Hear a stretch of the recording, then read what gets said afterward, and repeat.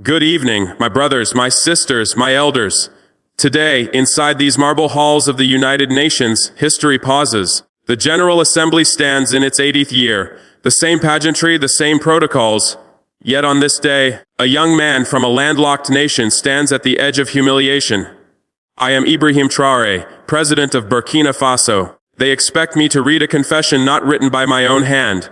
A 12-page script drafted in Paris, in Washington, and in Tel Aviv. It is meant to break me, to bend me before the watching world. But I did not come here to bow my head. I came carrying not just my own name, but the memory of a continent that has endured centuries of fire. I know the weight of this moment, heavier than any medal or crown. Hundreds of leaders fix their gaze upon me, their eyes sharp as verdicts. Beyond these walls, millions are watching, holding their breath, waiting to see whether I will rise or crumble. Before me on this lectern lies a single file, a thin folder filled with decades of betrayal, compromise, and shame. Its pages carry the ink of agreements signed under duress, of promises traded for silence.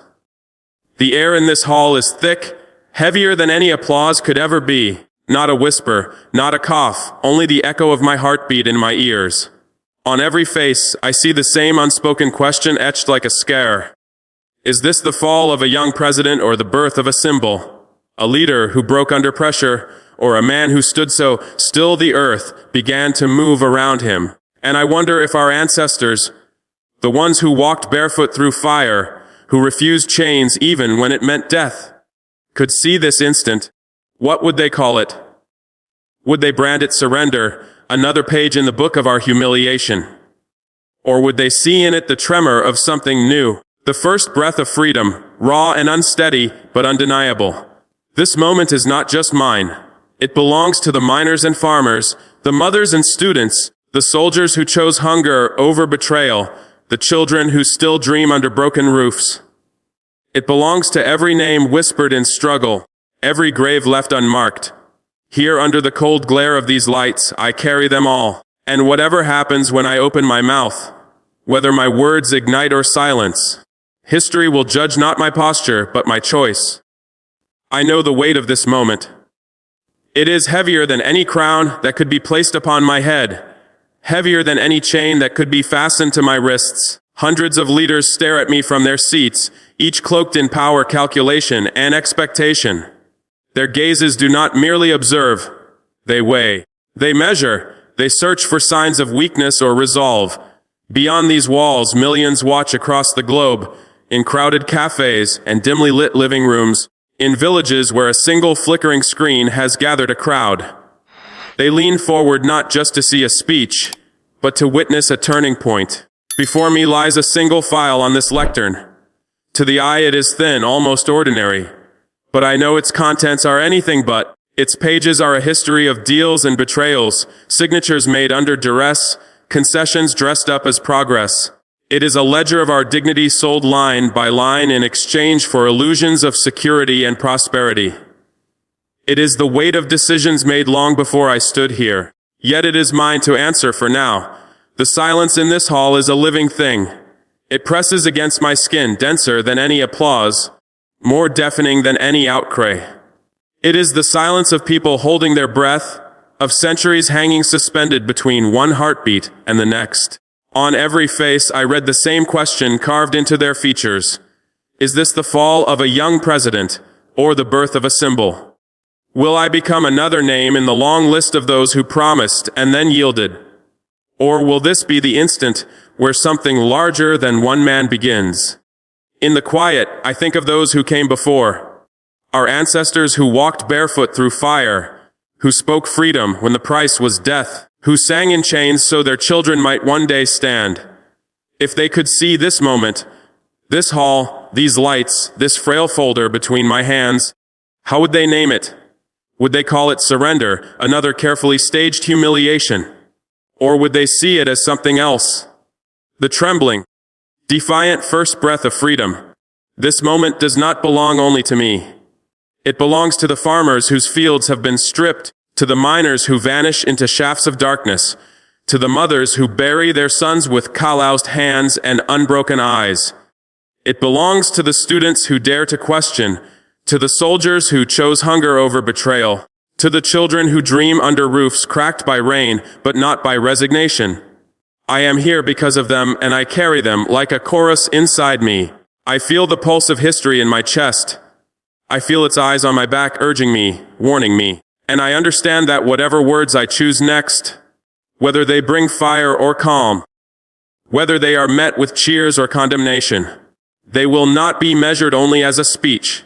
They will be measured as a choice to bow or to stand, to perpetuate or to break. This is not just an address, it is a crossing. And on the far side of this crossing, something will be born, either another page of compromise or the beginning of a different story, one written not in the ink of treaties, but in the breath of a free people.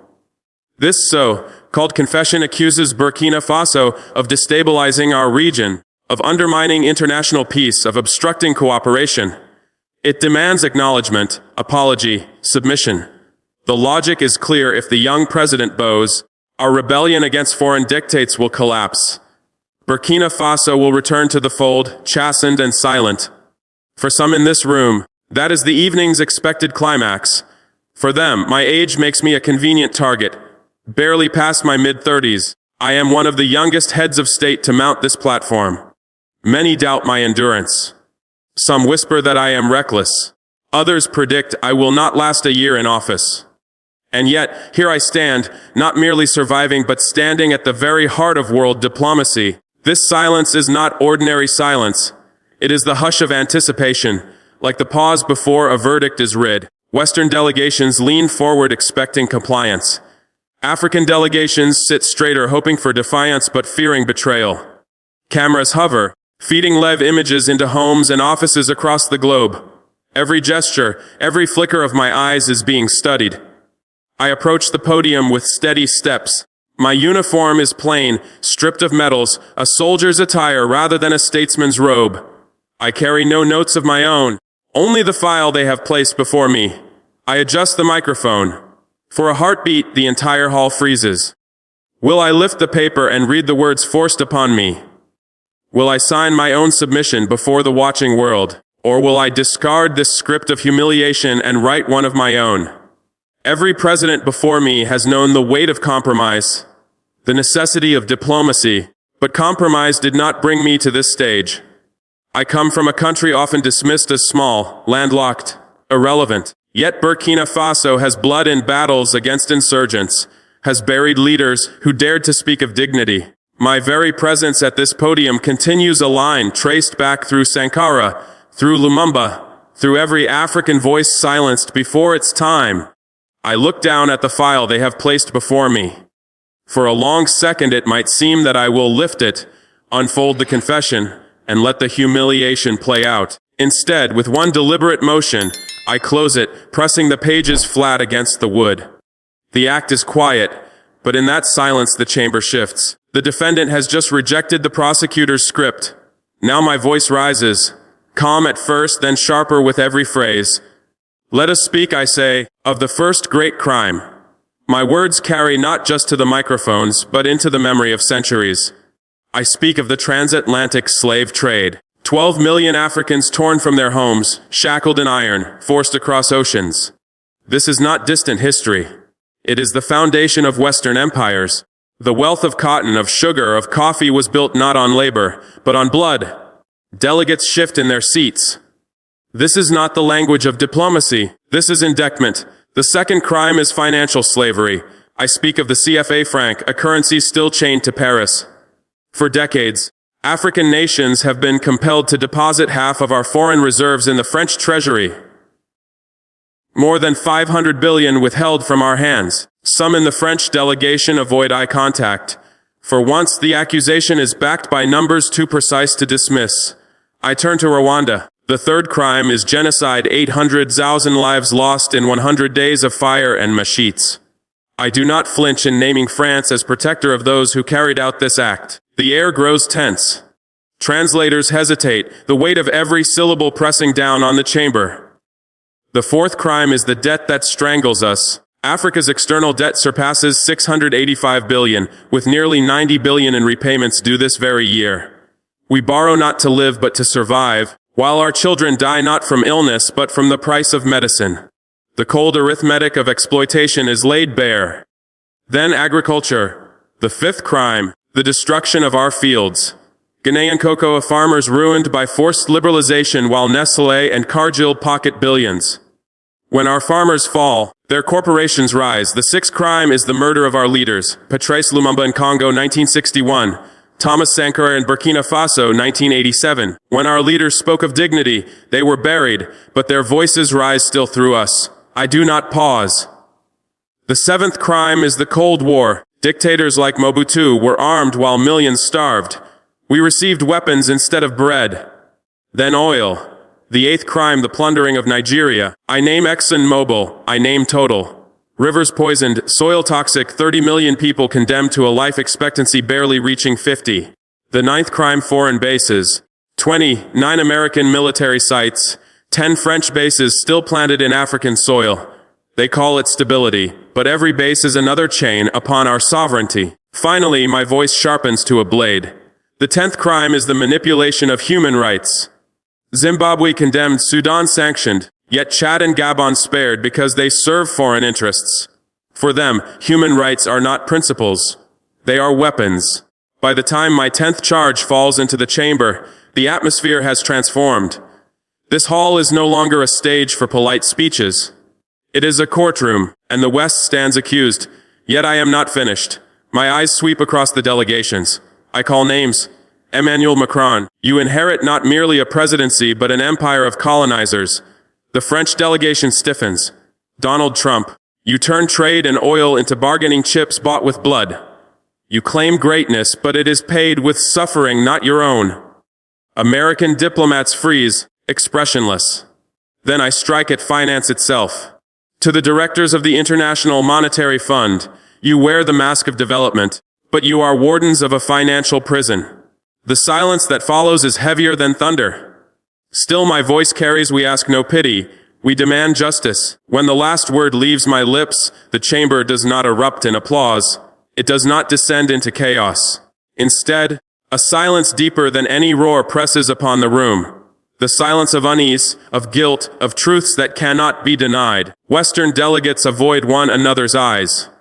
Some scribble furiously as if notes can shield them from accusation. Others fold their hands, frozen in place. Across the African bloc, shoulders straighten, eyes sharpen. The silence for them is victory. I know already what the United Nations will do. Within hours, officials will announce that my speech will not be entered into the official record, citing procedural irregularities. But censorship in the digital age is a myth. By nightfall, the full transcript will leak online. Screens will light up in Nairobi and Lagos. In Johannesburg, students will project my words onto university walls. We ask for no pity. We demand justice. Social media will ignite like dry brush meeting flame. Hashtags bearing my name will surge across Africa, trending not only in French and English, but in Swahili, Yoruba, Wolof, Zulu. Commentators will call it the most defiant African address since the age of decolonization. I can already imagine the diaspora echoing this fire. In Paris, young Africans will march past the Eiffel Tower with placards reading, Traore speaks for us. In London, chants of no more chains will ring through Trafalgar Square. In New York and Washington, African American leaders will speak of the resonance with their own history, comparing my defiance to the oratory of civil rights preachers. Churches in Atlanta and Detroit will read passages from my address aloud as though they are scripture. But not all response will be celebration. In policy circles from Washington to Brussels, whispers of alarm will spread. Analysts will warn of a dangerous precedent. If a small landlocked nation can defy the script, others might follow. Could this speech ignite a chorus of voices refusing the language of dependency? Western media will scramble to shape the narrative. Some outlets will dismiss it as theater, the outburst of an inexperienced leader. Others will note its undeniable historical weight, even as they hesitate to endorse my claims. Cable news anchors will debate late into the night. Was this recklessness, or was it the moral conversation of our time? Yet through it all, one fact will remain unshakable. This speech cannot be buried. The silence of the chamber will give way to the noise of the streets.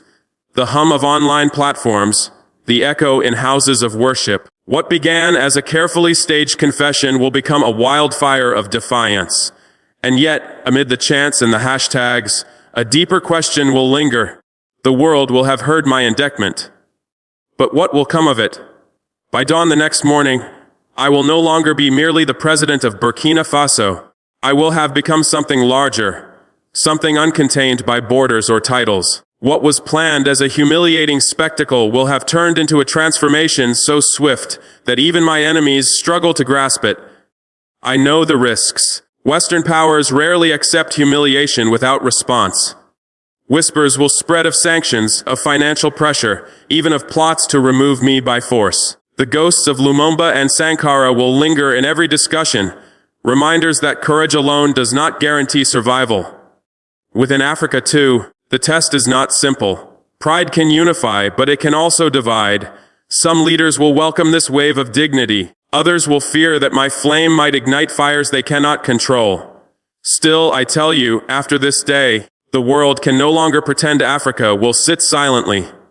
Whether in triumph or in tragedy, I will have made sure of that. History rarely announces its turning points. They arrive disguised as ordinary moments, only later revealed as fire. What was meant to be a confession has become a charge sheet. What was meant to be humiliation has become defiance. And so I close with these words. We did not ask permission to be free. We stood up to claim it. In those words live the lessons of dignity, memory, courage, and identity. Dignity. That true strength comes not from recognition, but from refusing to bow. Memory. That the past is not erased, it breathes through generations. Courage. That one honest voice can carry farther than 1,000 empty declarations. Identity. That freedom begins the moment we stop imitating and start embracing who we are. Some will call this speech rumor. Others will swear it truth. The United Nations may choose not to publish it. Yet whether fact or fable, it will spread as history itself. Because history is not only what is recorded in documents, it is also what burns in memory, what circulates in whispers, what marches in the streets. The question then is not whether I spoke these words.